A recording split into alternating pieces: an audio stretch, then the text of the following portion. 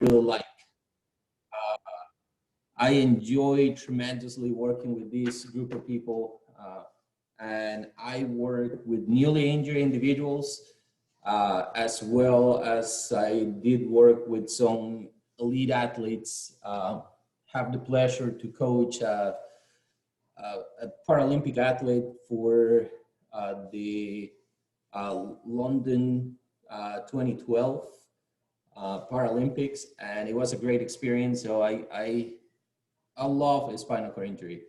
I would not like to have one, but if there is a condition that I really find a lot of joy in working with that population, was that. So hopefully I can do justice to how fun this condition is to work with today as we go through the presentation. So please go ahead and pull up that guide for today. I am going to be going over some of this stuff.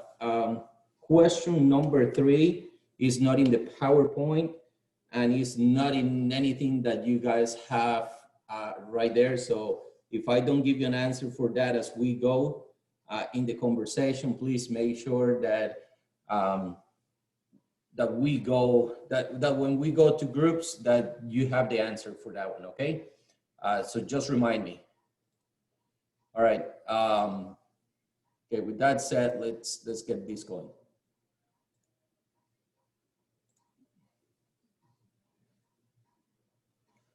All right.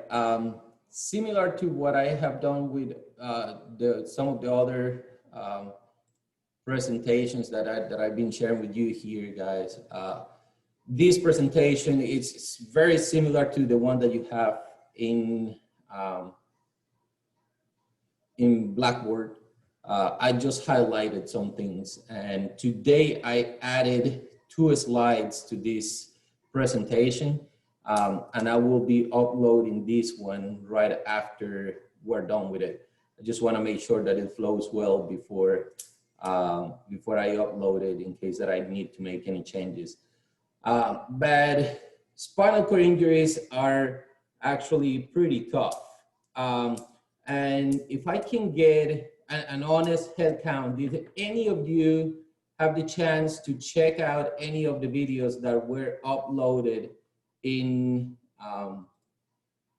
week 8? I loaded 3 videos about people with spinal cord injuries. Did any of you have the chance to look at any of them? All right. All right, guys.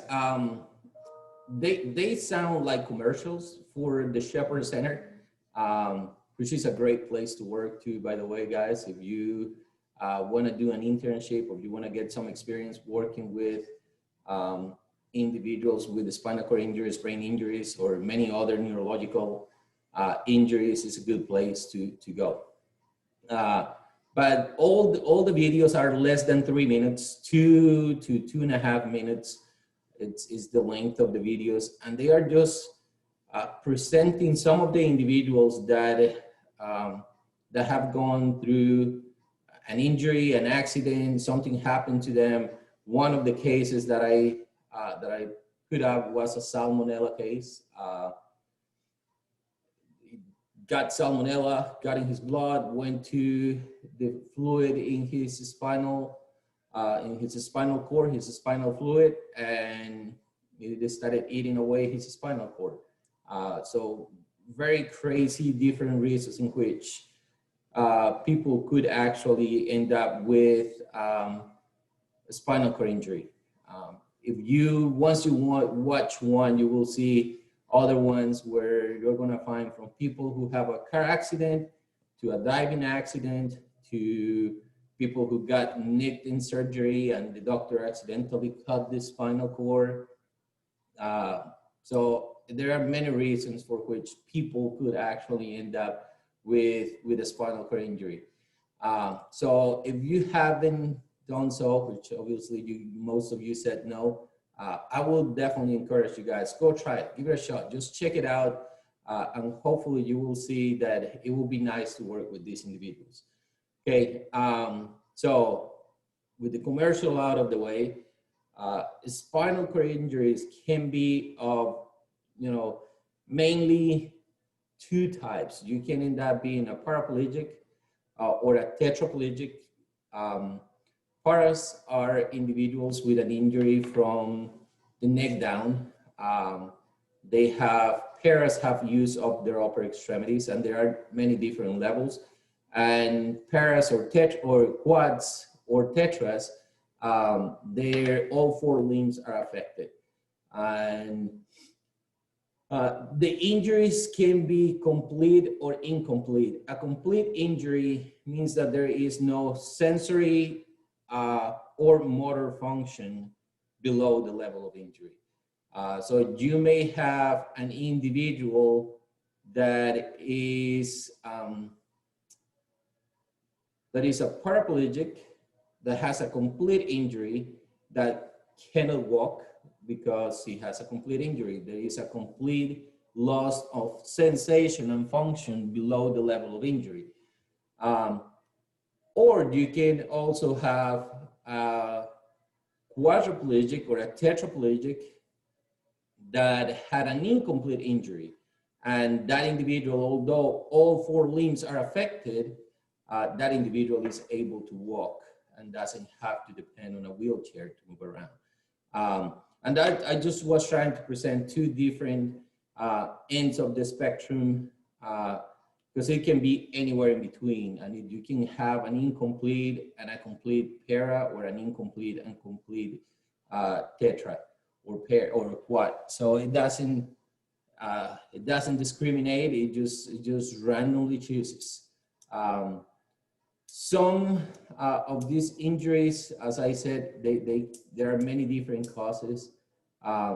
Most of them have some sort of traumatic type of origin, and it could be at any age, actually. All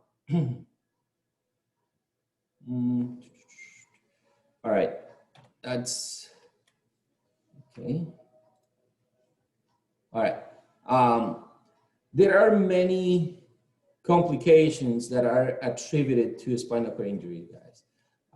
There are some that are very specific that we can say, yeah, a lot of those can be attributed to the injury.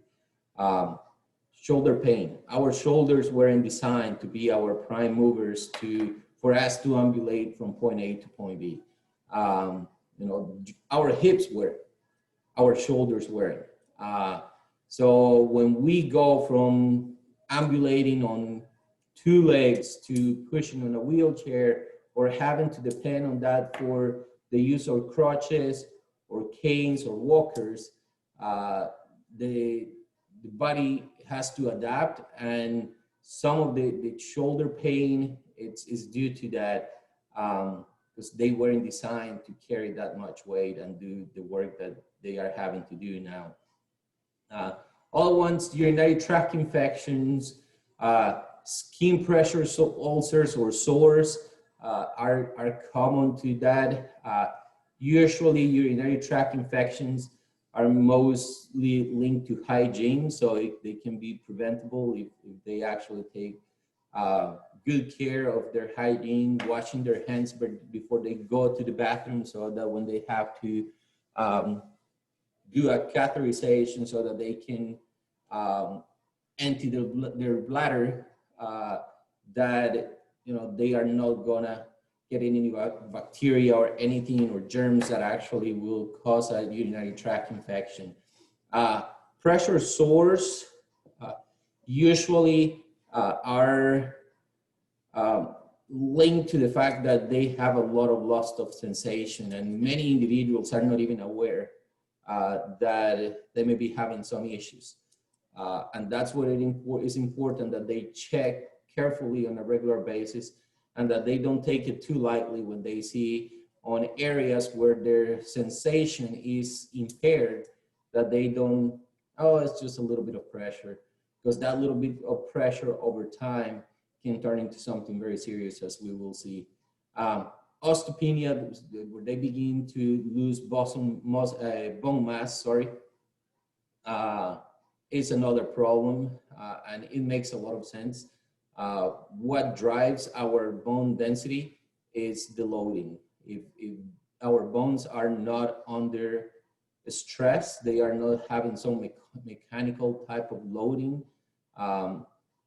then they are not going to get stronger. And for those that took kinesiology with me, and when we were discussing Wolff's law, talking about the shape and the internal architecture of bone and how it adapts and remodels, if we are not loading it, it just goes away. It just, whatever it is going to be put under, the stress that they are going to be put under, that's what they are going to adapt to.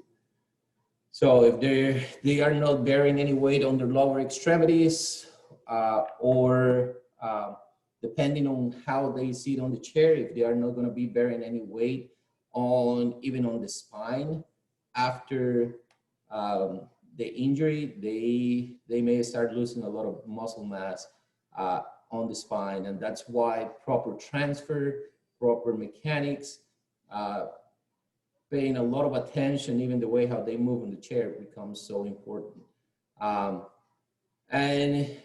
Chronic pain, many may have some sort of neurological issues that cause pain that doesn't go away.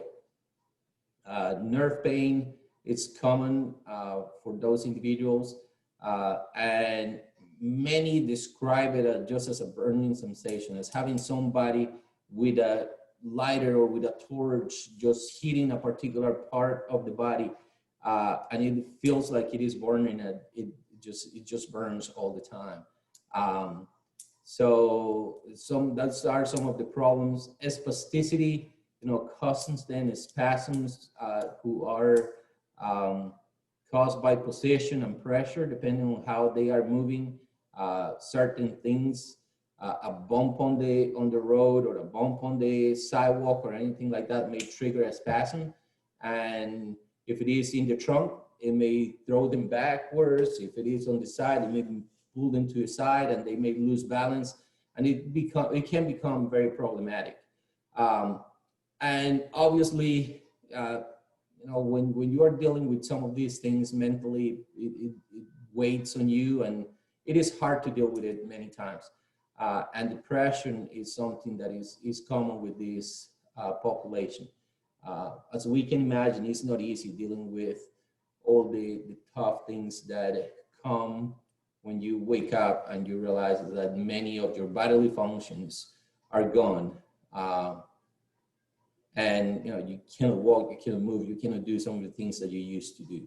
So all of those guys are definitely linked to the injury itself. Now, the next few that we have right there: cardiovascular disease, obesity, type 2 diabetes. Those, and we can even add medicine in there, hypertension, even strokes can go in that list. All of those things can be added in there. And although those makes, they may be more prone for somebody to have any of these after they have an injury, is really not due to the injury. So I don't know if it is fair to call those complications secondary to the injury, but they are common. If we were to look at this and be very objective to you guys, we're going to see that the main causes of death for these individuals are pneumonia and septicemia. So if you look at it right there, those are the main two causes of death. Pneumonia, it's because they lose a lot of the ability to actually generate intra-abdominal and intrathoracic pressure because of the paralyzed muscles. So to get all the junk that we built in our lungs sometimes becomes really problematic. They cannot get that out. and it gets infected and they develop pneumonia. Septicemia, which is just an infection of the blood, is usually caused by the pressure sores or the pressure ulcers that we were mentioning before. And again, many of these individuals, when it comes to those pressure sores, they don't even know they have it because they cannot feel it. Many of them may have it on their, right under the hip bones where we see that area that carries a lot of our weight. It may be right there. However, and although it says here that mortality rates are declining for cancer, heart disease, stroke, arterial diseases, and respiratory diseases, those are actually still the leading causes. Yes, they are going down, but when we look at the primary causes of death, and we look at all those that are being pointed to right now, all of those are linked to one of those cardiovascular disease markers that are killing the entire population. So when you really look at it, the things that could take one of these individuals down are really not linked necessarily solely to the condition that they have because of the accident or because whatever it happens. It becomes a bigger issue because on top of the injury, they still have bad habits. They choose not to be physically active. They choose not to eat well, and then all of these other things develop. So it's not because of the injury. It is because of the choices that they make post-injury. And it's, I mean, it is hard. Life is hard for everybody. Life after an injury is extremely hard, guys. But still, it is so much life to live and to enjoy post-injury that if you learn to take care of yourself and you make physical activity and good eating habits part of your life, they all will be able to have a very good life. And I know many individuals on both sides. I know some that really take very good care of themselves, that have gone to just be extremely successful. And I have known others that unfortunately their choices have them either in a really bad place health-wise right now, or they actually already left us. And it is the reality of this. If we choose to be physically active, guys, or if they choose to be physically active, they are gonna see great changes. From improved, let me see, increase their cardiorespiratory fitness, their hemodynamic responses. We will see in a little bit how, depending on your injury, that autonomic nervous system that just takes care of everything automatically, you know, the increase of the heart rate, the drop of the heart rate, all of that is affected. But regardless of your injury level, if you become more regularly physically active, the hemodynamic responses are more tolerable. The body learns to deal with it. They are going to have a higher VO2. They're going to be able to manage glucose better. There will be a decrease in the body fat. And obviously, the lighter they are, the easier it is going to be to push the chair. So there will be also the musculoskeletal injuries of the shoulders and of the trunk because of the stress due to the excess body weight goes down.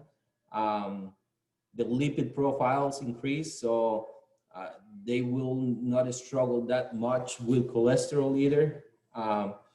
And overall, they are going to have a pretty big improve in the exercise tolerance. So there are a lot of great benefits for these individuals if they just choose to be physically active. Any questions so far?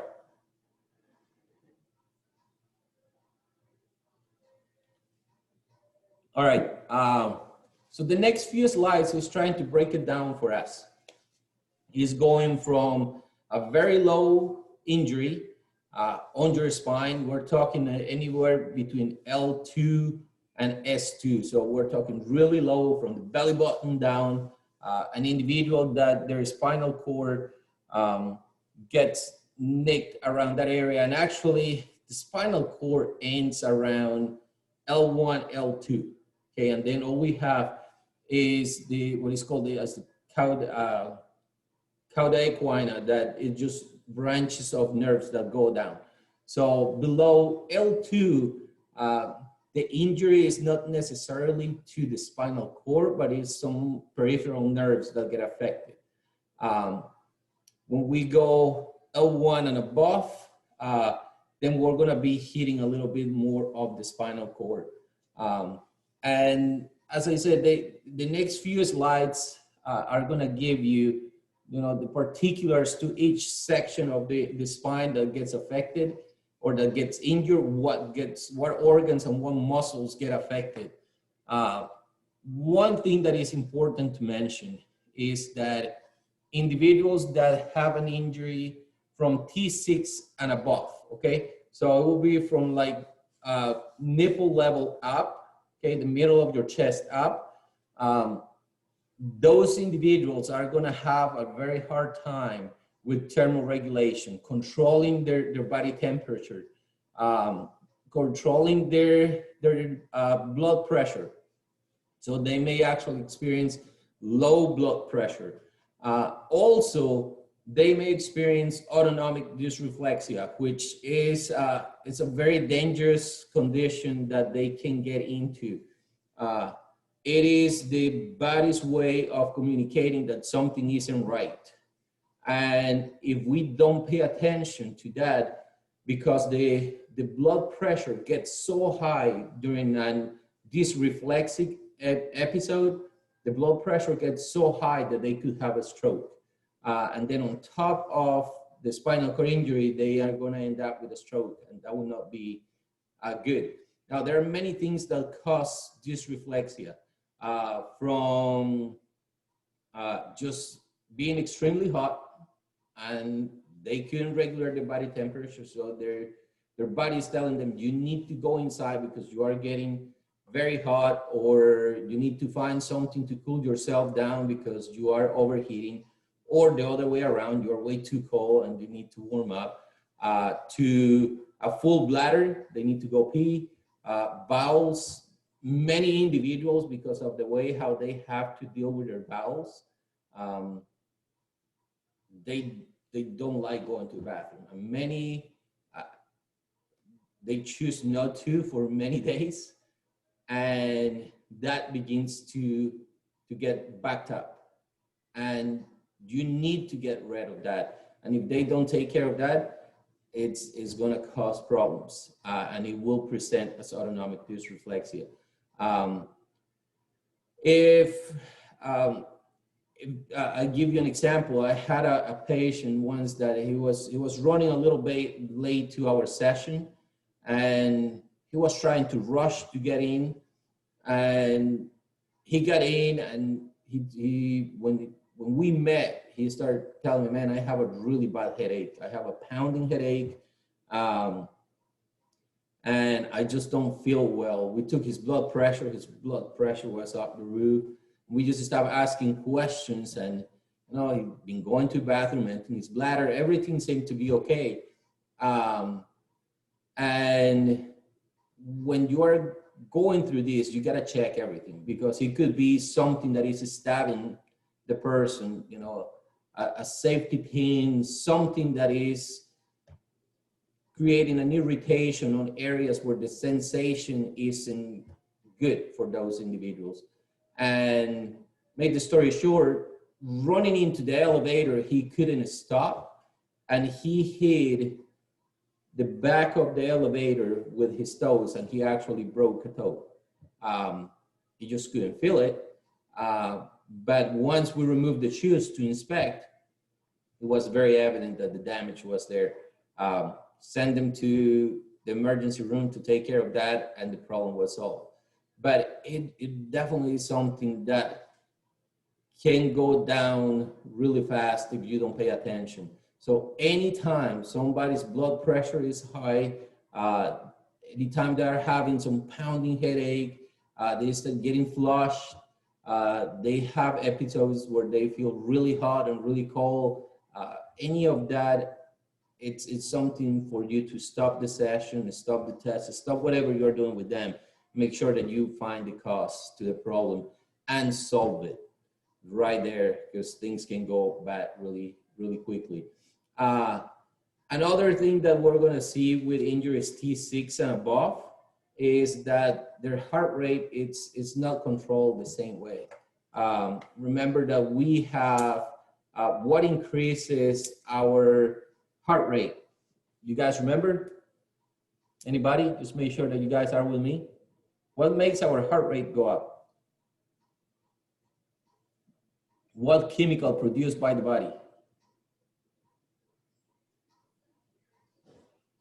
Is it epinephrine, norepinephrine? Epinephrine and norepinephrine. Body doesn't produce those as well because the nervous system isn't working properly anymore.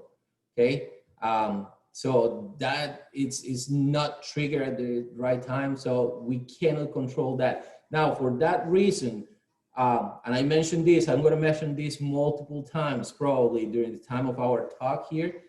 Heart rate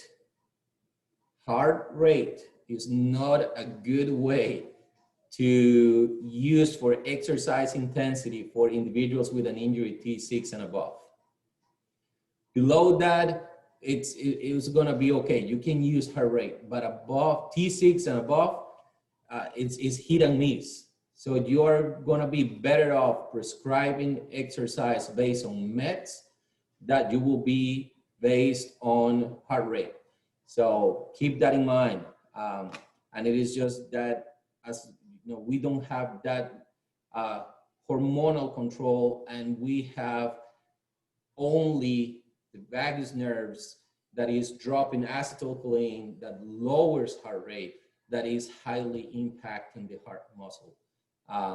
So that also plays a role. In addition, if we have some of our abdominal muscles and our intercostals that have been paralyzed, then we're not going to have good breathing mechanics.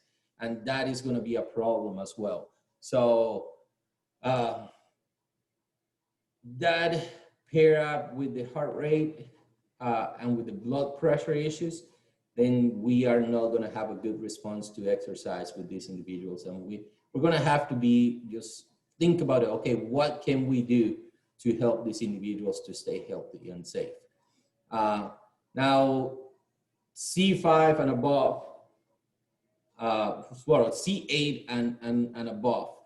Now we're talking about quadriplegics or tetraplegics. If the lower it is, the more function they have. Once you go past C5, then you're gonna have individuals that they have not much control of their triceps. So anytime that they have to push and they have to get their arms straight, get into extension movements of the arms, it's all compensation that comes from the shoulders and the way how we learn to manipulate our body to accomplish different tasks. Learn very tricky about using gravity and manipulating your body to work for you. C4, and actually anywhere between C3 and C5 is where our respiratory control is. So any injury between C3 and C5 initially is going to require some artificial sort of breathing, being on a ventilator. Once the injury is healed and some of the swelling is gone down, most C4s, C5s are not going to be on a ventilator, even some C3s, but C2s and C1s, those are going to be ventilator dependent. So anybody with a C1, C2, it's going to need a ventilator because the respiratory system will be great. All the muscles that are responsible for respiration, will not be innervated, mainly if it is a complete injury.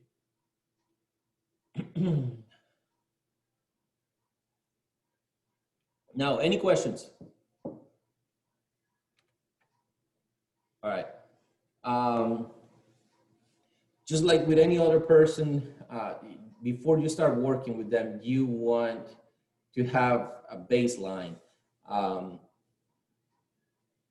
Whenever you are going to be working with these individuals, knowing what their trunk can take, it's going to be fundamental.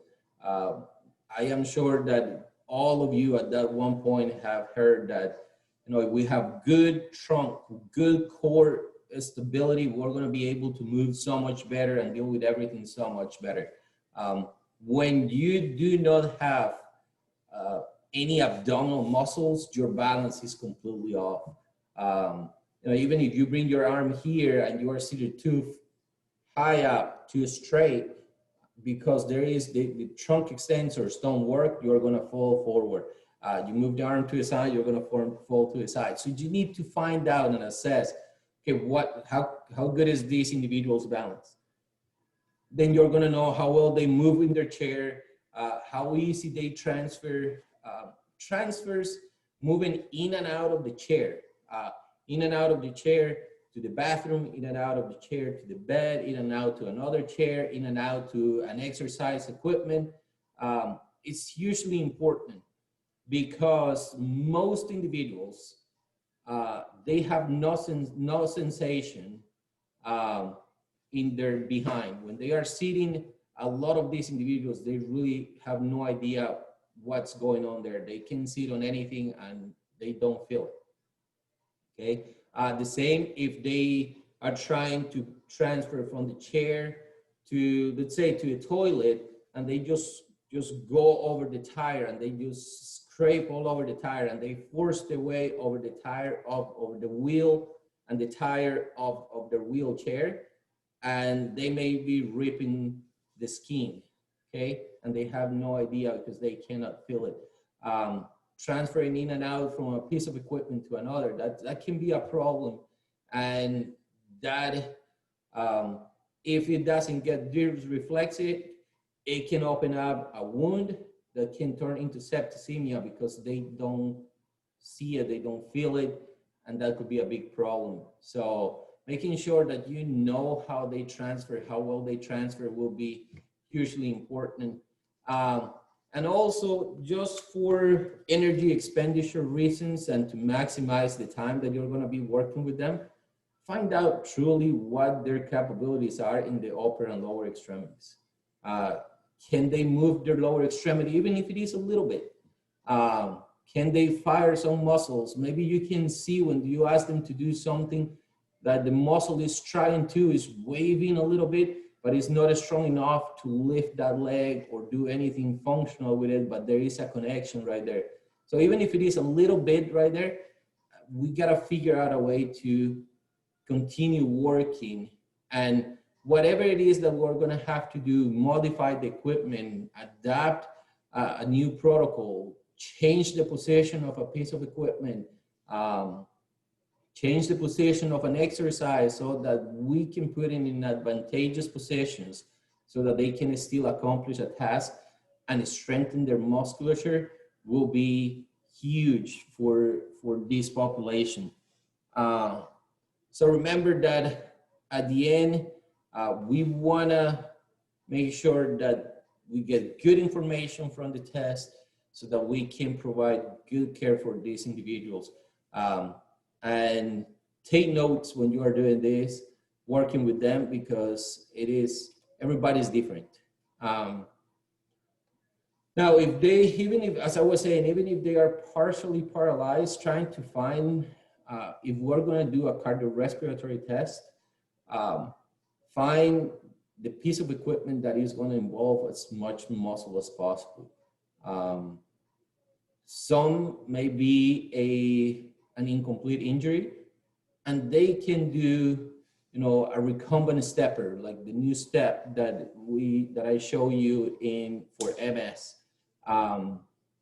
They can use their legs and their arms. So we get a large number of muscles big muscles working all together. If you have somebody that is a complete injury and it absolutely has no function below the level of injury, and then the arm cycle may be a better option for them. So choose whatever is going to give you the more bang for your buck when it comes to that, the test and the information that you're going to get. Many times, just like we saw with all the last few that we have done, we are going to have to sometimes make our own protocols because the information isn't there yet. So make sure that you are going to start low, and depending on the fitness level, you may start anywhere between 20 and 40 watts, and then you're going to have to be increasing 10 to 25 watts depending. If you're working with a quadriplegic, the values are gonna be even lower.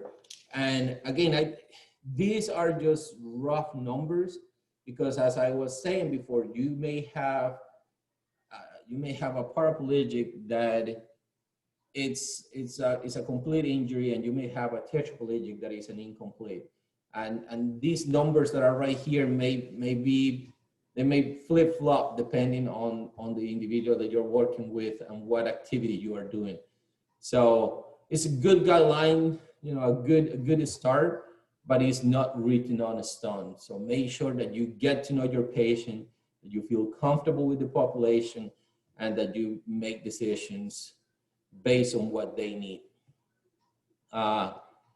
Anytime that, and this goes for not only for tetras, but anybody T6 and above that have some problems with thermoregulation and with orthostatic hypotension, drops in the blood pressure. Anytime that they are working hard, we may have some of those issues. Mainly if you were doing an activity that, even if it was passive, that a lot of that blood may have gone to the lower extremities. So we may have some blood pooling in the lower extremities. And when they stop exercising, it's just like all the blood stays on the legs because they don't have that pump that brings the blood back to the heart to help with that blood return to the heart. So at the end, they may experience very serious hypotension. The easiest way to deal with this, just make sure that you have a good cool down, and that as needed, just elevate the legs will help, lay down. Any of those things that will help just with the blood return will be good. Now, when it comes to the strength training, there really are no guidelines. It's a strength training. There is no special considerations. Same things that apply to any able body will apply to somebody with a disability like the SCI. Anytime you hold your breath, it's no good. Some things that are very evident, if you are doing something on a bench and the individual has a very high injury and has no control over their trunk, most of us, when we lay back on a bench, our backs are wider than the bench. Our hips are wider than the bench. So if we don't have trunk control, our body can move in, to either side, lifting the bar, lifting whatever we're lifting is gonna throw us a little bit off balance. So being very careful with that. Depending on the patient, again, as you work with them, you will get more familiar to know, okay, what can they do and what they cannot do. But then once you make sure that they are safe, treat them like anybody else, okay? Push them exactly the same way. Now, because of the problems that are inherited to being in a wheelchair, pushing regularly, okay? All this movement creates a lot of oversized muscles in the anterior portion of the body. So they are not only oversized, but they are also shortened and overused. And the back musculature, it's atrophies, it goes down, and it gets lengthened. So it creates really bad shoulder mechanics. Medially rotating at the shoulders, creating a lot problems with impingement. So anything where they have to raise their arms becomes a problem. Moving in and out, transferring, it becomes very difficult. If we look at just being seated all the time, hip flexors get very tight and shortened. Many become contractures where they are just bent all the time. It's not good. They won't be able to enjoy life as much because that becomes a problem. So making sure that we have a good balance across the joints, is very important. Making sure that when we talk about the shoulder, those primary movers, that we're going to stretch them big time, and that the antagonists, that we're going to strengthen those and shorten, will be very important. Even adopting the policy that for every pushing exercise, you're going to do anywhere between 2 to 3 pulling exercises. So if you're going to do the bench, you're going to have to do rows and reverse flies and upright rows or lat pull downs, anything that is going to shoulder retractions, scapular retractions, anything that will help just maintain the shoulders in a good position to prevent imbalances that will cause problems later on.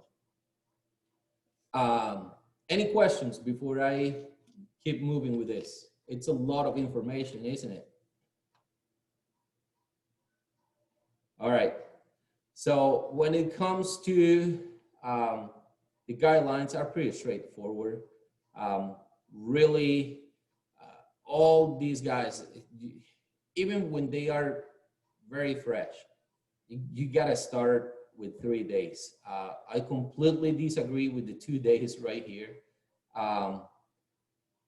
It may sound harsh, but even during the first month, once the individual is stable, you gotta hit it with 3 days and start right there. There is no time to waste. Very quickly, their fitness will go down, and there is no time to waste. So as soon as they are medically stable, you gotta go with 3 days a week. There is no time for 2 days. And 3 to 5 days really is what we want, just like the rest of the population. These athletes can be treated like any other athlete.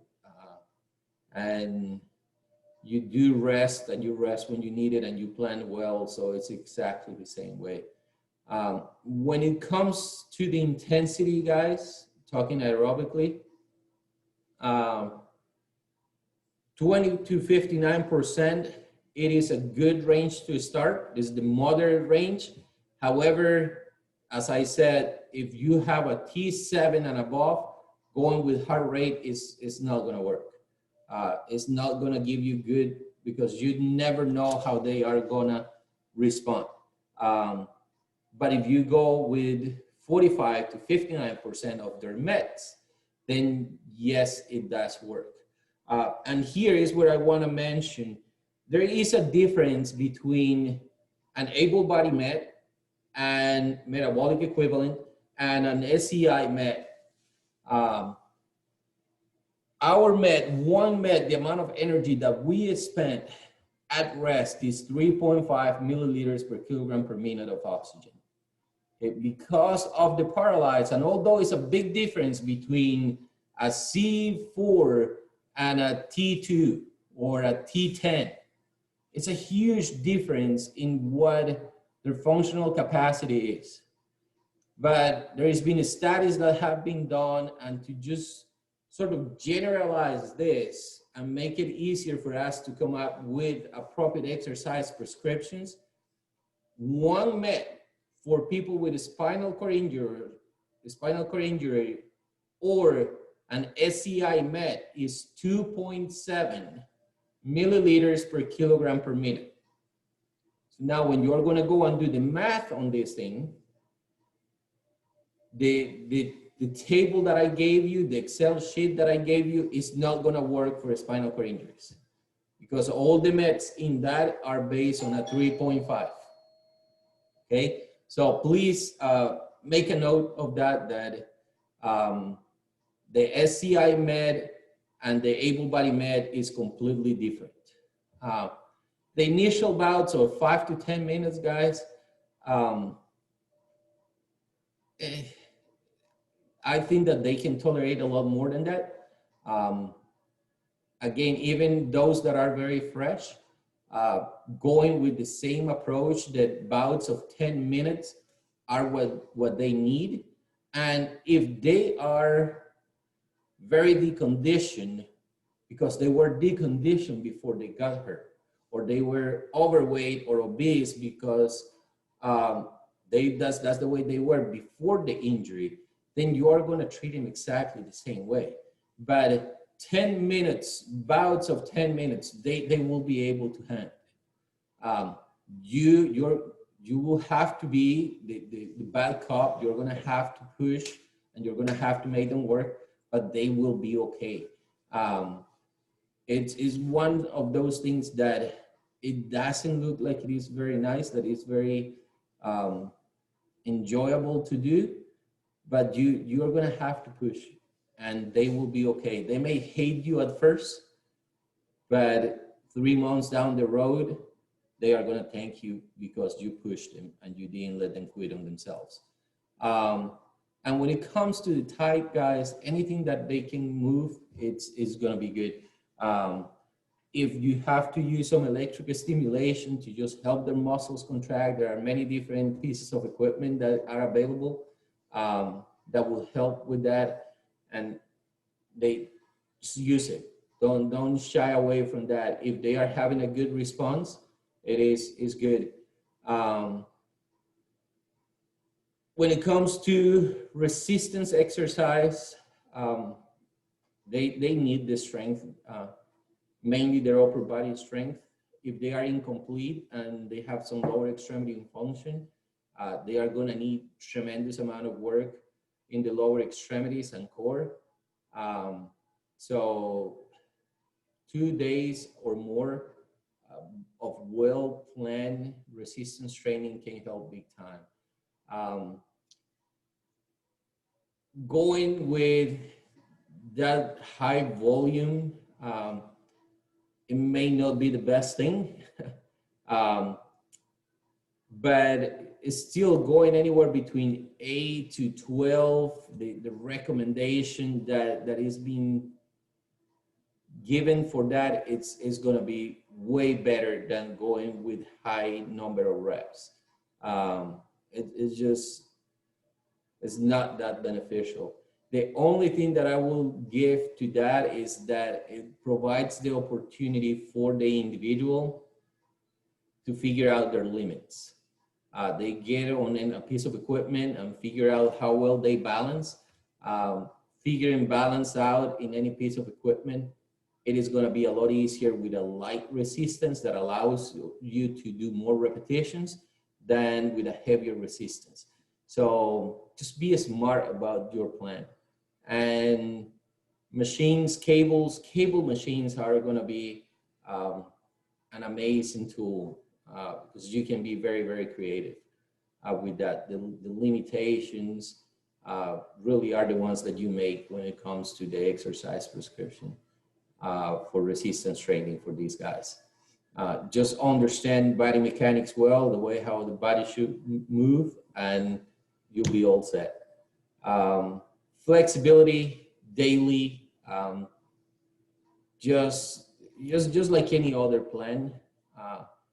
Just may have to do it more times during the day because they just get tight very quickly. So any opportunity that they have to safely get out of the chair and either get vertical or lay down and get horizontal and stretch their joints will be very beneficial for these guys. Any questions with the the fit recommendations.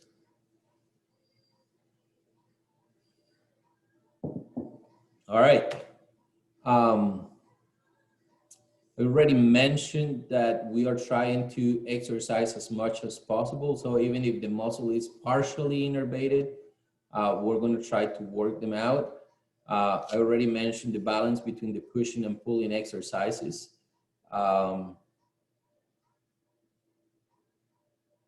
Plyometrics, high intensity type of training, it's very feasible. They are humans like all of us. They may have some issues, but we can push them exactly the same way. So don't shy away from pushing good quality training for these guys. Already talked about the problems with imbalances, prime movers needing to be stretched out. So avoid overdoing it with those muscles is important. Talk about stretching. All right, progression. I mentioned this for everybody. Start low, move slow. There is no rush. We are impatient naturally, but if we stick to the plan and we learn to love the process, we will be fine. So let's don't go crazy. I mentioned a little bit heterotropic ossification with the brain injury.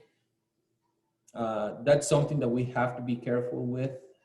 That is the formation of bone at different joints. So if we are in the same position all the time and our body detects that, okay, we are not moving, so I am gonna build bone in this area because it will strengthen and stabilize that particular joint. It's an autoimmune response just to protect the body. And once we begin to have that ossification, that buildup of bone at that particular joint, it's bone. It doesn't stretch. Okay, if we force it, we're going to break it. So we need to make sure that we see the difference, and you will see it. It's if it is bone, you won't move it, and if you try to move it, you're going to break it. So once you're helping the individual in the stretch, and it's not really moving the way how you would expect it to move, it may be worth it to just get an x-ray and see that particular joint and figure out if anything is happening. Already talk about pressure sores, and we gotta check mainly after every workout, and they have been transferring in and out, make sure that they check their skin. Already talk about autonomic dysreflexia. Talk about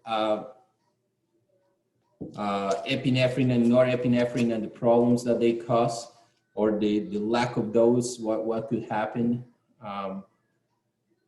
And any time that we're having blood pressures that are that high, just imagine diastolic blood pressure of 200 or 220.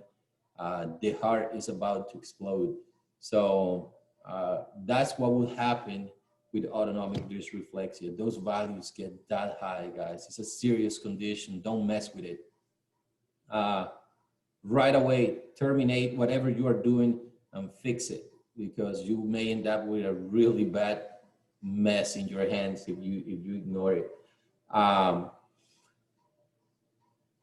Anytime that blood pressure, resting blood pressure is 100, systolic blood pressure is 180 or higher, remember that that is a hypertensive crisis. That's very high for resting blood pressure. They need medical assistance right away. Unhealthy individuals, they are going to experience muscle soreness. They are going to experience that peripheral fatigue before the actual cardiovascular system really is maxed out. That's why I say that at the beginning, they may hate you because you push them. They will be okay. And learning to deal with that fatigue and get past that hump, it will go a long ways with them, guys. So planning well your workouts, we can get a lot of benefits from short bouts with little breaks in between, and we just keep pushing and don't let them quit. It is really hard when somebody is in pain and somebody is trying to do some things and just the body doesn't move the way how they will like it to move, and you are pushing them, telling them to keep going, telling them not to quit, because it's easy to feel bad for them. It is a tough deal that they're having, but you cannot let that get to you, and you gotta keep driving and driving and driving until they make it through. And as I said at the beginning, they may hate you, they may don't want to see you, they may come up with excuses to skip your sessions, but you still go get them and do the sessions and get the work done. Few months later, they really are gonna be very thankful that you didn't quit on them. If they are having some problems with regulating the blood pressure, they may need something that is gonna, just compression socks, compression garments, things that are gonna help build that blood pressure, reduce the circulation to non-innervated areas, mainly the legs, that will help keep the blood a little bit higher. Abdominal binders to provide some trunk stability. Also, if we really think about it, and I mean, we could talk about this forever, but if you think about, what happens if your abdominal muscles aren't working properly, your organs drop down and in front of you, the diaphragm drops, and breathing is harder. So having a binder helps not only with the posture and sometimes with the blood pressure, but it also helps with respiration, just because it aligns your body properly and allows for better mechanics in the diaphragm, so you can breathe a little bit easier. We already talked about large muscle mass, and I think that's pretty much all the things that are important to mention. The other ones, you gotta pay attention to it, but they are not as serious if you mess them up. All right. Any questions, guys? No, it was a lot. Sorry. No questions. All right. So this is what we're gonna do. We got one. Sorry. The one SCI met, that's 2.7, right? Yeah, 2.7. All right, just want to make sure. So remember that when we're gonna work. So what I want you to do, because all the other ones, I think that it's pretty easy, but what I want you to do is work on question 5 and 6. All right.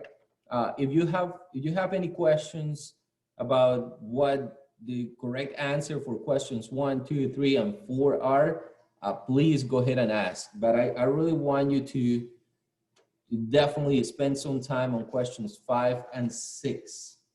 5 is a whole case study. And all right, why don't we do this actually? All right, let's work on the first part together. All right, so and you guys are gonna answer. So if you don't answer, guys, we just go to groups and I'll let you work by yourself. So I need your participation.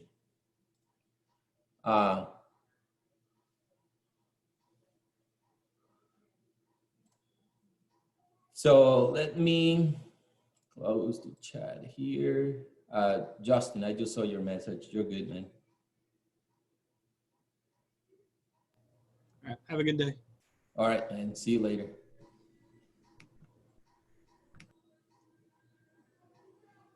So go ahead and open up your guide for today.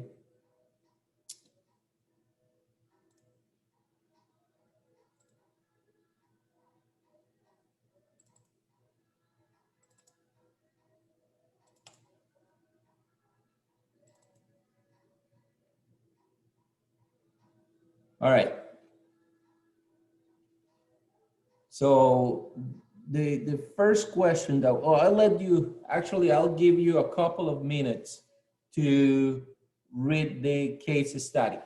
So go ahead and I'll give you 3 minutes to highlight your case study. Anything that you want to do to it, just go ahead and look at it and make sure that you understand what you're working with. And if you have questions, please ask.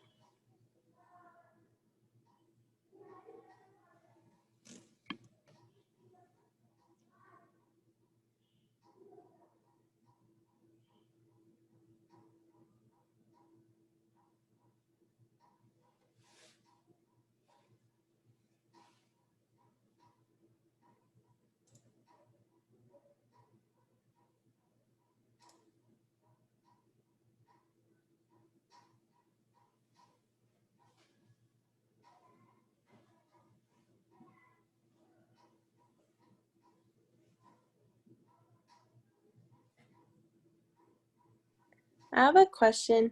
Yeah, go ahead. So you said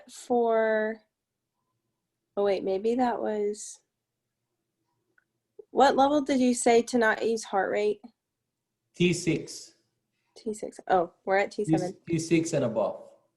Okay. How do we calculate the psi mets then? All right, good question. Let's make sure. Did everybody read their case study? You can give me some thumbs up if you read the case study and don't have any questions about it. All right, thanks, Will.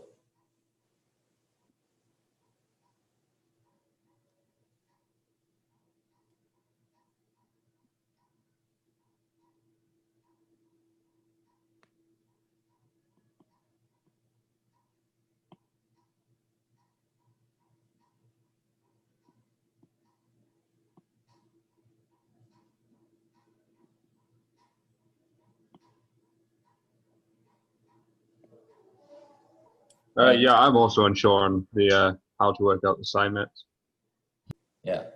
All right. So I think that's 50% of the class that we have right now.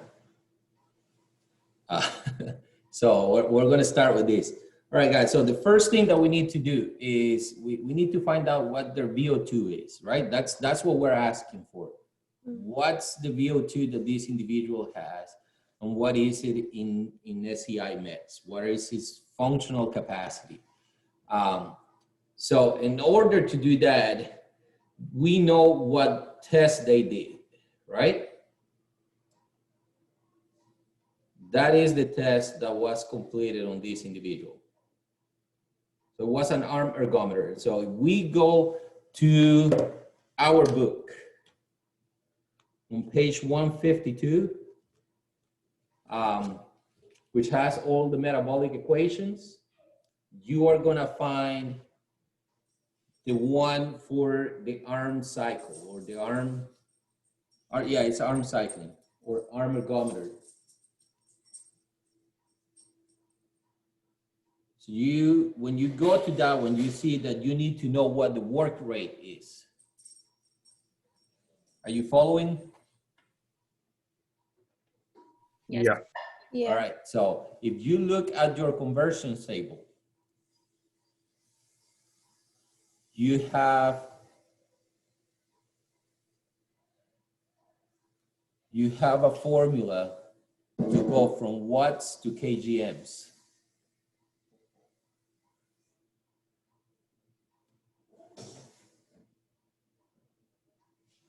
So you will have to divide 80 by 0.164, and that is going to give you the work rate. All right, so if that is the case, then I start typing here with you guys. So it will be 80 watts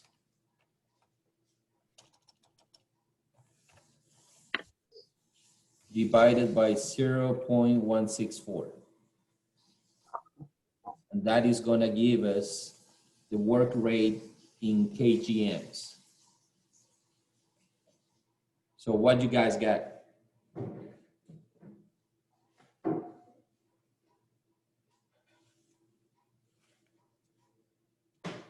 Am I going too fast? Am I leaving people behind? No? I got 487. 487. What do you say, Ilan? I said I got 487. 487. 487.8. 804. Okay, so we can go actually to 488, right? Yeah. So that will be our work rate. So this will be, Oh, sorry. I didn't realize. then you're gonna use the arm cycle equation that has 3.5. Let me type that down here. So we do go with the arm cycling metabolic equation. That is on page 152.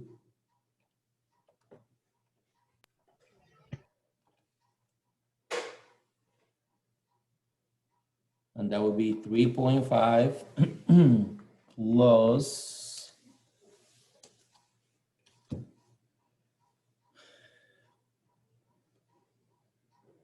we have 3 times the work rate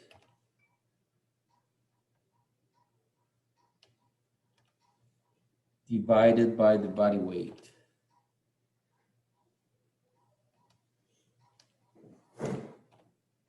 And that is going to give us VO2.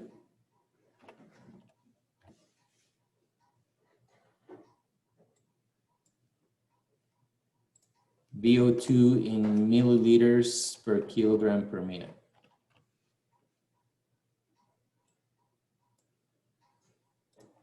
You guys following? Yes. So, all right, so remember that the body weight has to be in kilograms. So 3.5, just copy this right here.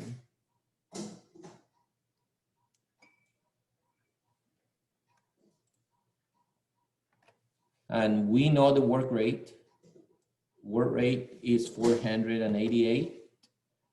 And we know the body weight. What's his body weight? 220.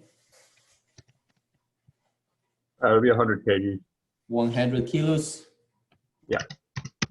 All right. So we just run the math.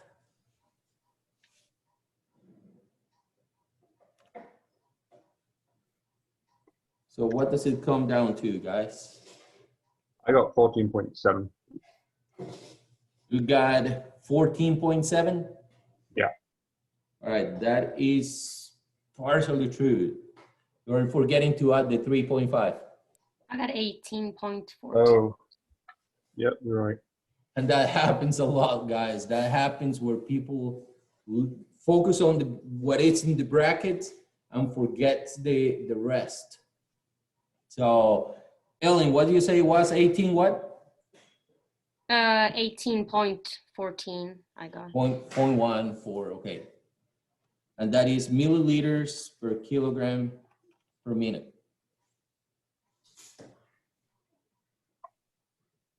So now we need to convert this. Now this is VO2, right? This is the cost of the activity, and we need to write it in SCI METs. So SCI METs will be VO2 divided by 2.7, because that's one MET, one SCI MET.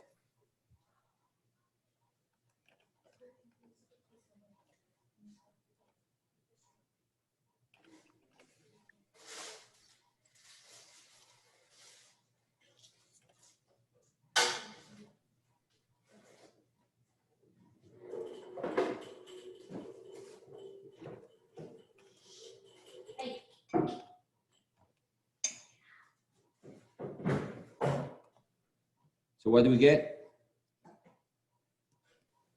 6.7. 6.7 METs.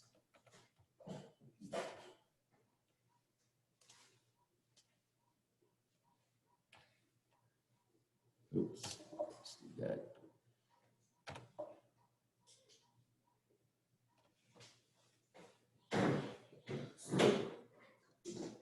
And guys, this is exactly the same process that you will follow for an able body, and you just have to use the proper equation for that.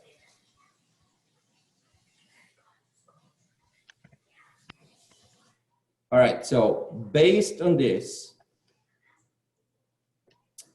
what will be then the recommended target intensity for aerobic exercise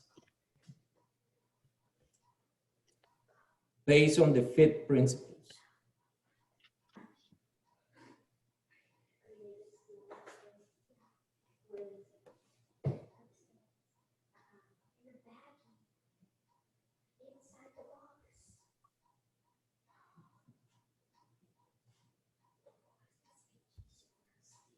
What would be the percentage? What was your question again? Well, I just moved to the next questions. What is the Yeah. recommended target aerobic exercise intensity for SCI individuals? So what is the The lower recommended limit. target for them? The lower limit I have is for 40% is 2.68 SCI MET. Okay, 2.68 you say, so we can round Yeah, that or- to Yeah, 2.7? 2.7. Yeah, And then for the upper level, the 3 point, we can say 4 MET. 4 minutes, right? 4. So that will be, that will be the question, the answer for the second question right here. Is that in the book? What page? That's on page 358 in the book for the FIT principles. Thank you. And that is, it's also in the PowerPoint presentation. Okay. All right, so percentage wise is from 40 to 59%.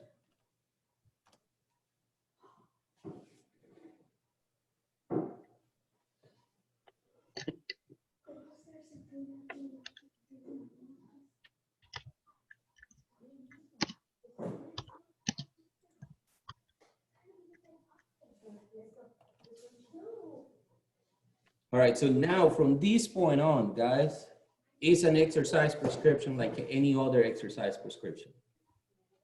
You can choose whatever you want to do, however you want to do it.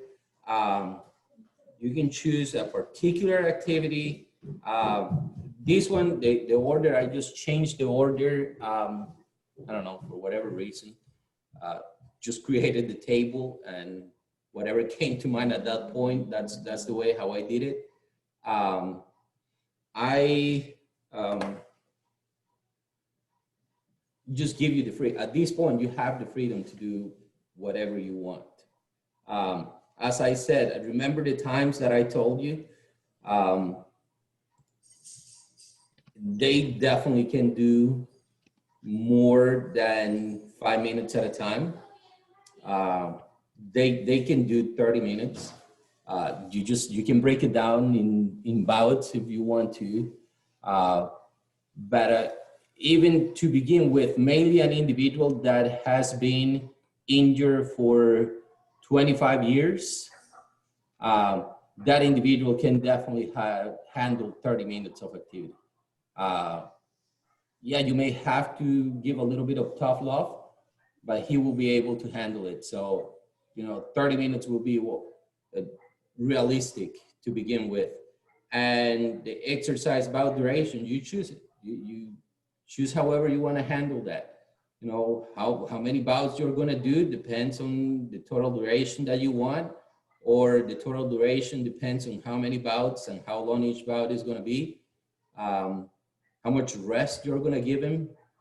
We mentioned that anytime that you are going to do anywhere between 2 to 1 work to rest ratio, it's feasible too. So at this point, you have the freedom to write your prescription however you want.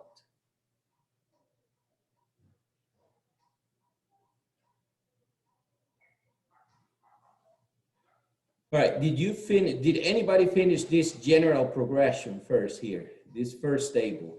If you did, can you just give me some thumbs up?